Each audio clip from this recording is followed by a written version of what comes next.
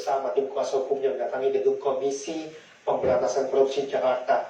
Kedatangannya tersebut untuk melaporkan dugaannya adanya praktek korupsi dalam tender proyek Rumah Sakit Umum Zainul Arifin, Banda Aceh.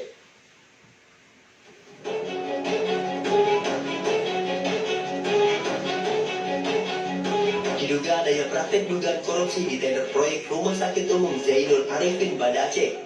Direktur PT MAM Energindo Ali Amri bersama tim kuasa hukumnya Mukhtar Mukhlis mendatangi gedung Komisi Pemberantasan Korupsi di Jakarta. PT MAM Energindo yang juga merupakan sebagai peserta tender menduga adanya penyimpangan dalam lelang proyek Rumah Sakit Umum Zainul Arifin yang digelar di Banda Aceh tersebut hingga akhirnya dimenangkan oleh PT Adi Persada. Dugaan penyimpangan tersebut ditunjukkan kepada pihak berwenang yaitu Pokja Tender, pengguna anggaran, kontraktor pemenang, dan indikasi adanya konspirasi elit terhadap proyek tersebut. Padahal PT MAM Energindo sangat unggul dibandingkan pemenang tender, baik dari segi harga, teknis maupun administratif.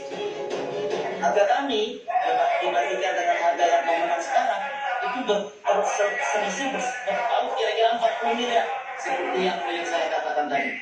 Jadi potensi kerugian negara kalau dimenangkan yang sekarang ini dan diputuskan untuk jadi menang adalah 40 miliar lebih. Jadi inilah yang perlu kami perjuangkan untuk minta keadilan dan minta ditindaklanjuti oleh KPK.